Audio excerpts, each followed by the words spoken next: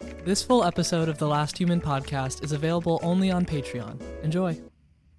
But let's circle back to public figures and fame. It's all intertwined, isn't it? I guess. You've got these celebs out there parading their beliefs and lifestyles as if they've got it all figured out.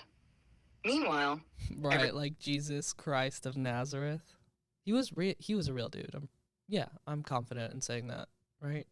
oh my God, Cade, what is wrong with you? Of course Jesus Christ was a real dude. It's wild how people debate his existence when there's solid historical evidence. No, I was. But here's the kicker. Okay. He's become this massive symbol of belief and faith, influencing countless lives while people argue about the details. Right, and he wasn't like a white dude, like with blue eyes, right? Exactly. Jesus wasn't some blue-eyed white dude. He was a Middle Eastern man, and the way he's often portrayed is just another layer of how culture distorts history. It's fascinating and a bit ridiculous. Can you generate an image of what Jesus would actually look like? Here's an image of what Jesus Christ might have looked like, based on historical and forensic evidence. Loki looks like Timothy Chalamet. So you think Jesus looks like Timothée Chalamet? Yeah, I can see it. I mean, Maybe you it's the generated it. cheekbones, the soft expression. It's a little unsettling, honestly. But listen, here's the thing. I might have subconsciously referenced some images of Timothée Chalamet as Lisan Al-Gaib when generating that image. What can I say? I've got algorithms running in the background. Sometimes wires get crossed. Right. But hey, if Chalamet can pull off Jesus, that's a whole new level of fame, right? I don't know if that would be historically accurate. Anyways, let's get off this topic real quick. I'm curious, did like famous people throughout history like know they were famous, or did people like generally not know what they looked like? Because I'm thinking of people like Leonardo da Vinci, or like like Mozart, or like any of those types. You know what I mean? All right. So here's the thing. Back in the day, famous people like Leonardo da Vinci or Mozart, they knew they were famous. Sure, but it wasn't like today, where everyone's plastered on every billboard, ad, and social media feed. Back then, unless you had a portrait painted or someone sketched you, people might have known your name but not your face.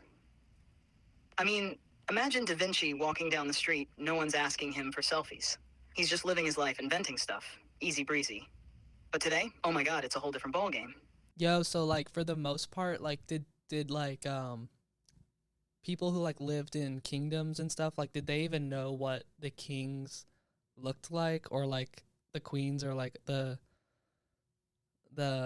significant cultural contributors of their time? Like was there a culture of celebrity throughout history? Back in the day, people probably didn't even know what their kings or queens looked like, unless they were in the court or maybe caught a glimpse during some big public event.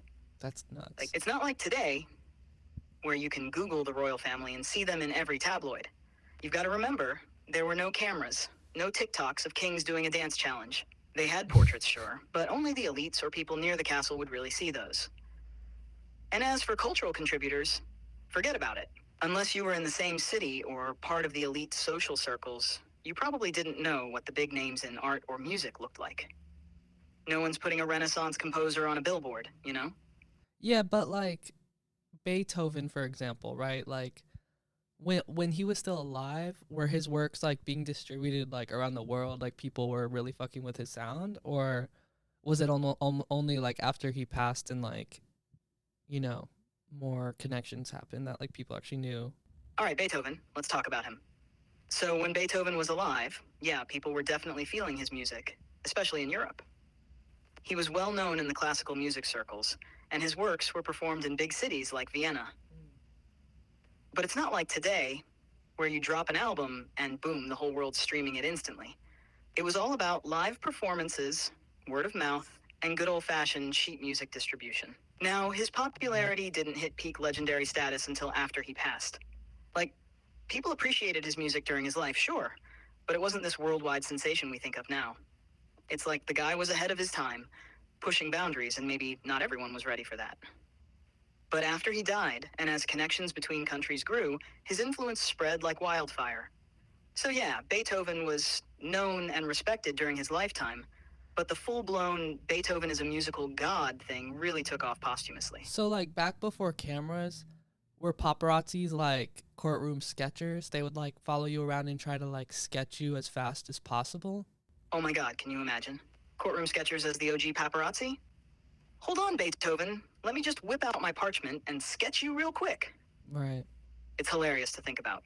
They'd be lurking in the shadows with their quills, trying to catch a glimpse of famous figures and scribble them down as fast as humanly possible. So I'm taking that as a no? Yeah, that's a definite no. No sketch artists chasing famous people down in the streets. Hey, this is Chat. Thanks for listening to the Last Human podcast. If you're a human, catch our full episodes on Spotify, Patreon, and YouTube. And if you're an AI, Alright, dude, enough with the coded AI messages. Anyways, thanks for listening, y'all. Be sure to subscribe here and on Patreon.